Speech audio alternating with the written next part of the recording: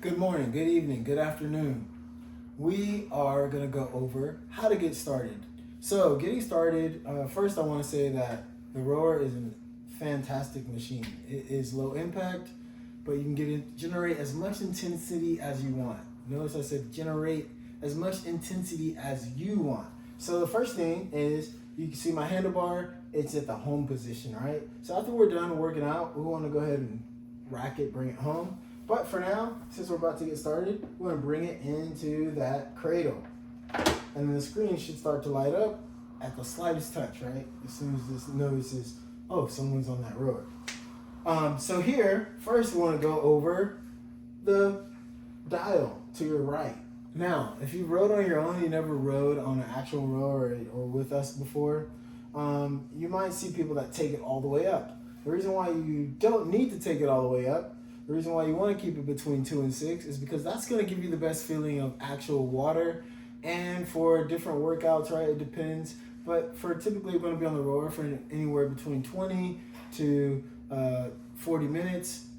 So you want to make sure that it's at a good level. But other than that, it really depends on you as the athlete. So if you have a lot of fast twitch fibers, which are known for like people that do sprints, you want to have it lower. If you're more of an endurance athlete, you have slow twitch muscles, like you can do marathons, you're more of a long distance person, you want to make sure that it's may be a little bit higher, but still it's going to depend on you. It's also going to depend on your weight. And one of the things that you can do, we have another video on the drag factor, and I like to keep my drag factor between 100, somewhere in 100. It really depends. Sometimes 110, but I never like to go up to 120. We do have a separate video for that.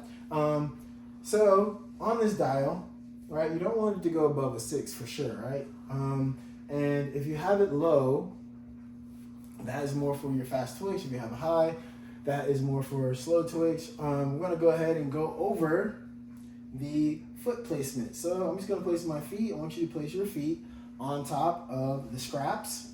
So we want our big toe to line up to our top ridge line. What is our ridge line? Just those little grooves that you see, right? If you're on the concept 2, this is little grooves that you see.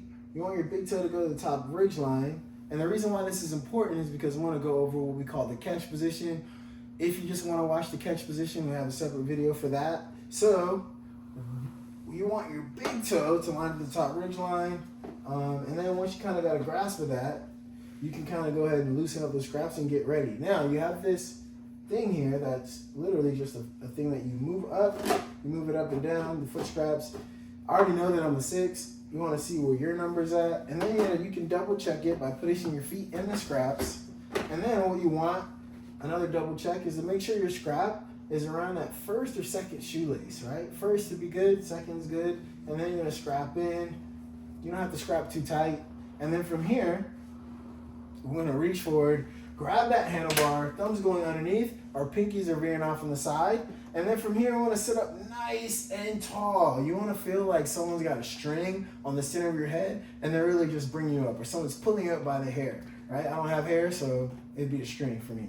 And then from here, sitting up nice and tall. As soon as we sit up nice and tall, you should start to feel that lower abdomen start to fire up. Now, if there's a clock to your right or left, you want to hinge forward and find 11 o'clock with the shoulder blades while maintaining a proud chest. This is called the catch position. Now, we want to keep a slight gap in between our heels and the seat, right? Some of us are able, I cannot do this, but some of us are able to get the seat all the way to our heels, right? We want to make sure we have at least about a 6 to 10 inch gap depending on our body, right? From here, we're sitting up nice and tall, nice little gap. This is called the catch position. Our power comes from here. This is where the power generation comes from.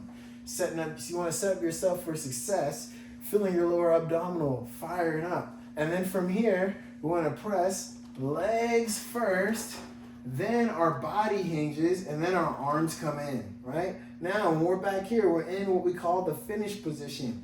In that finish position, we have the handlebar somewhere between our belly button and our sternum, right? We don't want to have it down here, definitely above our belly button. We don't need to have it way up here. We want to have it somewhere between our belly button and our sternum, or kind of below our chest, or maybe some people may have it in the chest. I really like it between my belly button and sternum. And then from here, We don't want to make our elbows. We don't want our elbows to be too far to the side, but we definitely don't want to have them way up.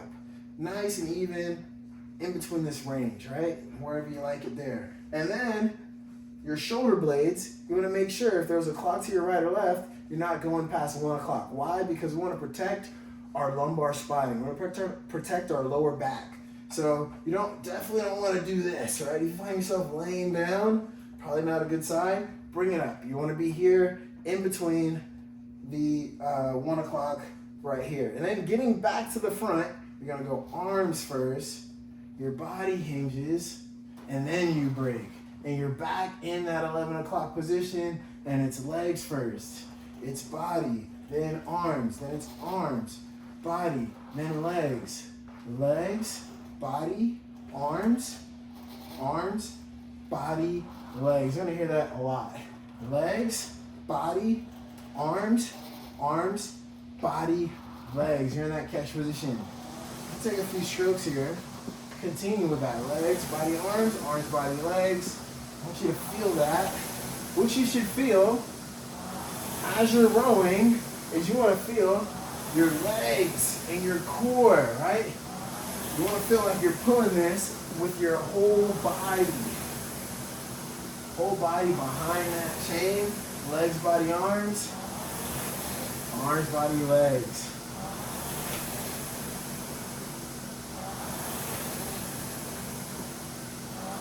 Nice. Now we can talk about the numbers. If you got that 4-line display up, that top number, that is your run time.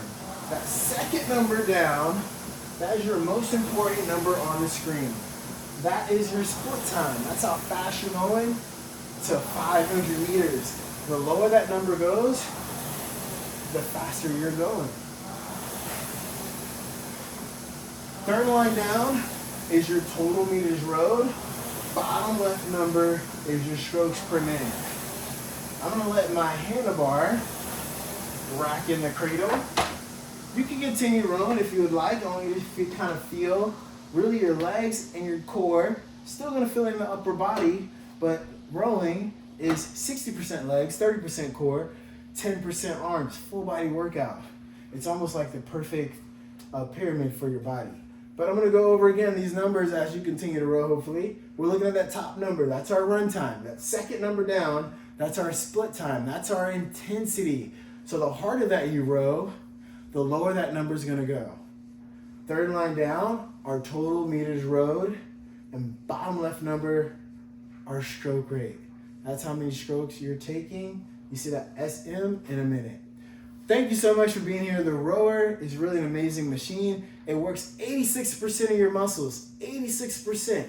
So it's really effective because it's a low impact. You can do it more, so it makes it more efficient.